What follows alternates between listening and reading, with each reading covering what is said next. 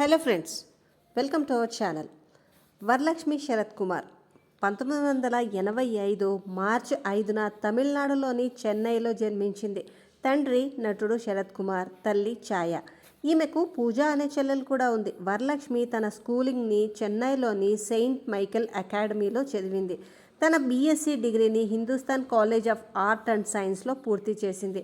చిన్నప్పటి నుంచి వరలక్ష్మికి సినిమాల్లో నటించాలనే ఆశ చాలా ఉండేది. దీంతో ఈమె యాక్టింగ్ స్కిల్స్ని డెవలప్ చేసుకోవడం కోసము ముంబైలోని అనుపమ్ ఖేర్ యాక్టింగ్ స్కూల్లో ట్రైన్ అయ్యింది. ఇకపోతే తండ్రి శరత్ కుమార్ మూవీస్ని ప్రొడ్యూస్ చేయడం, అవి ఫ్లాప్ అవ్వడం, హీరోయిన్స్తో అఫైర్స్ కారణంగా అప్పుల్లో కూరుకుపోయాడు. అప్పుడే రాధిక శరత్ కుమార్కి అప్పుల నుండి బయట రావడానికి సహాయం చేసింది. దీంతో అప్పటికే 2 సార్లు డివోర్స్ తీసుకున్న రాధిక శరత్ కుమార్ మీద ప్రేమ కలిగి ఇద్దరు కొన్ని రోజులు డేట్ చేశారు. అలా అండర్స్టాండింగ్ రావడంతో పెళ్లి చేసుకోవాలని ఇద్దరు అనుకున్నారు. అందుకు గాను శరత్ కుమార్ తన మొదటి భార్య అయిన ఛాయకి విడాకులు ఇచ్చేసి 2001లో రాధికను పెళ్లి చేసుకున్నాడు. దీంతో వరలక్ష్మి తన తండ్రి ప్రేమకు దూరమైందనే చెప్పొచ్చు. ఇక వరలక్ష్మి ముంబైలో యాక్టింగ్ పరంగా ట్రైన్ అయిన తర్వాత తనకు 18 ఇయర్స్ ఉండగా 2003లో శంకర్ యొక్క బాయ్స్ సినిమా కోసం ఆడిషన్ ఇచ్చింది. ఆ మూవీకి హీరోయిన్గా సెలెక్ట్ అయింది. కానీ ఆమె తండ్రి ఆ మూవీ చెయ్యొద్దని శంకర్ ఇచ్చిన ఆఫర్ని రిజెక్ట్ చేశాడు. ఆ తర్వాత 2004లో ప్రేమిస్తే మూవీలో, అలాగే 2008లో సరోజ మూవీలోనూ ఆఫర్స్ వచ్చినా వాళ్ళ నాన్న నో చెప్పడం వల్లే ఆ మూవీస్ చేయలేకపోయింది. ఆ తర్వాత 2008లో విఘ్నేషన్, అదే ఇప్పుడు నయనతార భర్త అయిన ఇతని డైరెక్షన్లో వచ్చిన పోడా పోడి మూవీ చేయడానికి శరత్ కుమార్ అంగీకరించడంతో ఆ మూవీలో శంభు పక్కన హీరోయిన్గా సైన్ చేసింది. ఆ మూవీ షూటింగ్ 4 ఇయర్స్ కొనసాగింది. ఇక ఆ మూవీని లండన్లోనే షూట్ చేయడం జరిగింది. ఫైనల్గా మూవీ 2012లో రిలీజ్ అయ్యి డిజాస్టర్ అయింది. దానికి ముఖ్య కారణం ఆ మూవీలో వరలక్ష్మిని చూసి అందరూ హేళన చేశారు. ఆ మూవీలో ఈమె చాలా లావుగా ఉంది. అమ్మాయికుండే లక్షణాలు లేకపోవడంతో అందరూ ఈమెను ఎగతాళి చేశారు. అయినా ఆమెకు విశాల్ మదగజ రాజాలో హీరోయిన్గా ఛాన్స్ ఇచ్చాడు. ఆ మూవీ షూటింగ్ కంప్లీట్ అయిన తర్వాత ఆర్థిక సమస్యల కారణంగా మధ్యలోనే విడుదల కాకోకుండా ఆగిపోయింది. తరువాత వరలక్ష్మి కన్నడలో సుదీప్ పక్కన మాణిక్య మూవీ చేసింది. అది ప్రభాస్ తెలుగులో నటించిన మిర్చి మూవీ రీమేక్. ఆ మూవీ 2014లో రిలీజ్ అయినప్పటి నుంచి వసూళ్లు రాబట్టింది. అదే సంవత్సరంలో డైరెక్టర్ బాల యొక్క తరై తప్పటై చేసినా కానీ ఆమె పాత్రకు మంచి ప్రశంసలు అందుకుంది. ఆ మూవీ కారణంగా మలయాళంలో మమ్మూటితో నటించే అవకాశం వచ్చింది. కానీ మలయాళంలో ఎక్కువగా కాస్టింగ్ కౌచ్ ఉండడం వల్ల ఆమెను ప్రొడ్యూసర్స్ ఇబ్బంది పెట్టడం వల్ల ఆ మూవీ చేయలేదని ఆమె చెప్పుకొచ్చింది. ఆ తర్వాత విక్రమ్ వేద, నివారణ్, విస్మయ్, సత్య అనే మూవీస్ని చేస్తూనే జయా టీవీలో ఒక షోకి హోస్ట్గా చేయసాగింది. అప్పట్లో ఈమె నటనను, ఈమె పర్సనాలిటీని చూసే ఈమె హీరోయిన్ మెటీరియల్ కాదని, నెగిటివ్ రోల్స్ బాగా సెట్ అవుతుందని అవమానించడంతో వాళ్ళ మాటలనే వరలక్ష్మి పాజిటివ్గా తీసుకొని విలన్గా తన సెకండ్ ఇన్నింగ్స్ని స్టార్ట్ చేసింది. అలా విశాల్ యొక్క పందెం కోడి 2లోనూ, సర్కార్ మూవీలోనూ నెగిటివ్ రోల్ని పోషించింది. ఈమె నటనను చూసిన వాళ్ళంతా వరలక్ష్మిని పొగడ్తలతో ముంచెత్తారు. అప్పటి నుంచి హీరోయిన్గా యాక్ట్ చేయడం మానేసి విలన్ రోల్స్కి ఎక్కువగా ప్రాధాన్యత ఇచ్చింది. అలా తెలుగులో తెనాలి రామకృష్ణ BABL, క్రాక్, నాంది, పక్కా కమర్షియల్, యశోద, వీరసింహారెడ్డి అని నెగిటివ్ సపోర్టింగ్ రోల్స్తో వరలక్ష్మి ఇప్పుడు దూసుకుపోతోంది. ఈమె ఇప్పటి వరకు తెలుగు, తమిళ్, కన్నడలలో 40 సినిమాలకు పైగా యాక్ట్ చేసింది. ఈమె నటనకు గాను 3 ఇండియన్ ఇంటర్నేషనల్ మూవీ అవార్డ్స్తో పాటు ఒక విజయ్ అవార్డుని కూడా అందుకుంది. ఇది వరలక్ష్మికి సంబంధించిన ప్రొఫెషనల్ లైఫ్. ఇక పర్సనల్ లైఫ్కి వస్తే 2008లో శంభుతో పోడా పోడి మూవీ చేసినప్పుడు వీరిద్దరికీ మంచి స్నేహం ఏర్పడి ఆ స్నేహం కాస్త ప్రేమగా మారి ఆ మూవీ షూటింగ్ అయ్యేంత వరకు, అంటే ఆల్మోస్ట్ 4 ఇయర్స్ డేట్ చేశారు. కానీ లేడీస్ మ్యాన్ అయిన శంభు వరలక్ష్మితో ఉంటూనే అటు హన్సికతో లవ్ ట్రాక్ నడిపాడు. దీంతో వరలక్ష్మికి శంభుకి మనస్పర్ధలు వచ్చి బ్రేకప్ చేసుకొని విడిపోయారు.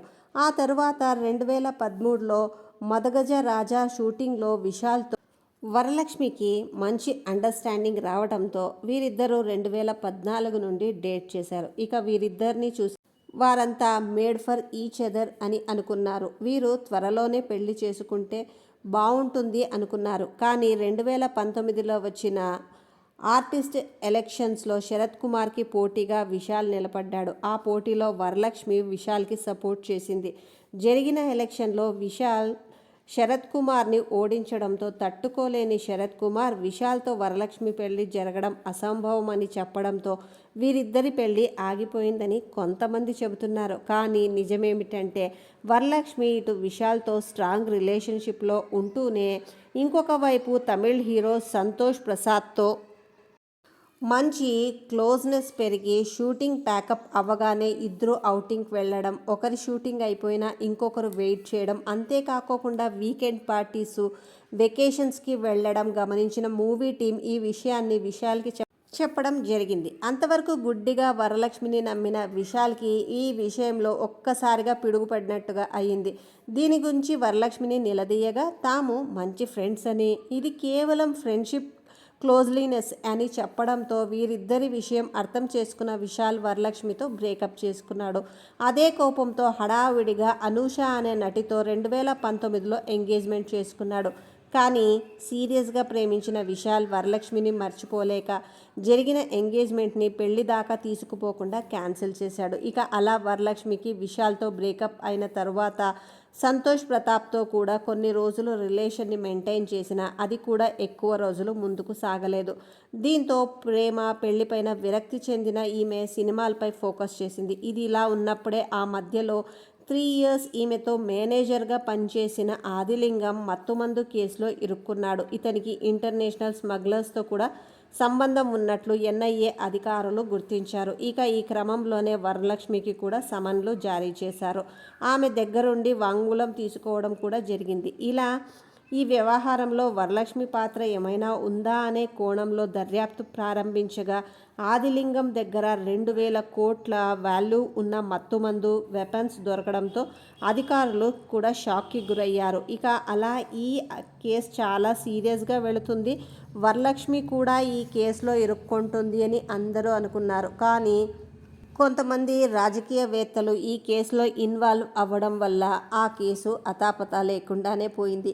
ఇక ఇది ఇలా ఉన్నప్పుడే ఈమెకు ఒక సినిమా ప్రమోషన్లో పాల్గొన్నప్పుడు ఒక రిపోర్టరు 4 పదుల వయసుకి దగ్గరలో ఉన్న వరలక్ష్మిని ఎప్పుడు పెళ్లి చేసుకోబోతున్నారు అని అడగడంతో అందుకు ఈమె పెళ్ళి అనేది జీవితంలో ఒక పార్ట్ మాత్రమే అని, అదే జీవితం కాదని, అలా అని పెళ్ళికి తాను వ్యతిరేకం కాదని చెప్పుకొచ్చింది. అంతేకాకోకుండా ఈమె ఇంట్లో వాళ్ళు తన పెళ్లి గురించి మాట్లాడడము 18 ఏళ్ల క్రితమే వదిలేశారని, పెళ్ళి అనేది తన నిర్ణయం మీదే ఆధారపడిందని చెప్పుకొచ్చింది. అంతేకాకోకుండా తన స్నేహితురాలైన తిష సైతం ఇప్పటికీ పెళ్లి చేసుకోకుండా ఉందని, తను కూడా అలాగే ఉంటుందని చెప్పుకురావడంతో ఈ కమెంట్స్ అప్పట్లో వైరల్ అయ్యాయి.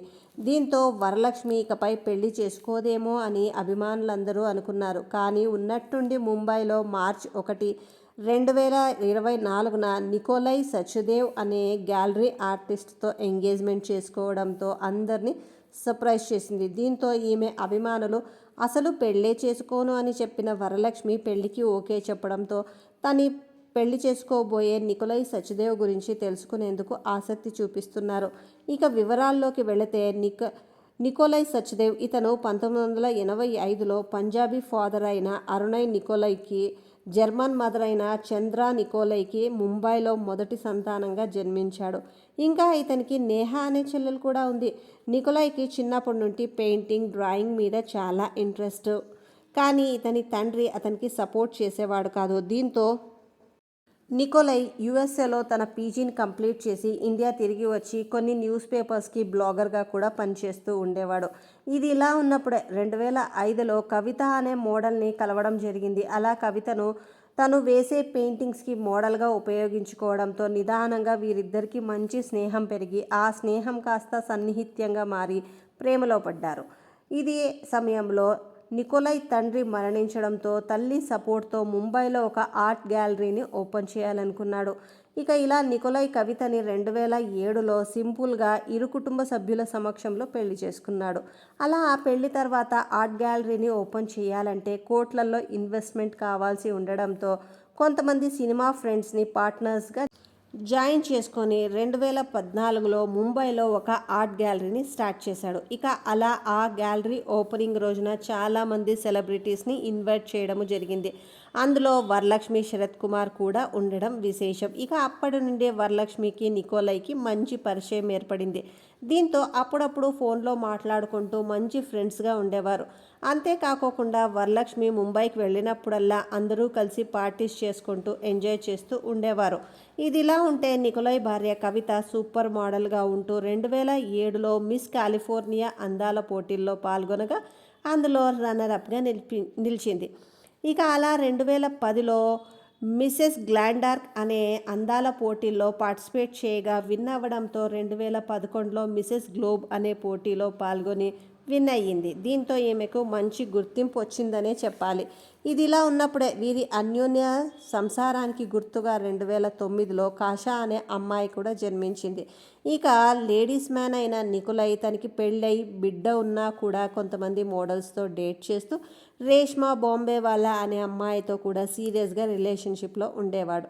ఇక ఈ విషయం ఇతని భార్య కవితకు తెలిసి వీరిద్దరి మనస్పర్ధలు వచ్చి గొడవలు మొదలయ్యాయి. అయినా ఇదంతా ఏమీ పట్టించుకోకుండా నికోలై పార్టీస్ అని గ్యాలరీ వర్క్స్ అని చూసుకుంటూ బిజీగా ఉండేవాడు. దీంతో ఇతని బిహేవియర్తో విసుగు చెందిపోయిన కవిత 2015లో విడాకులు ఇచ్చేసి తన బిడ్డతో కలిసి యుఎస్ఏ వెళ్ళిపోయింది.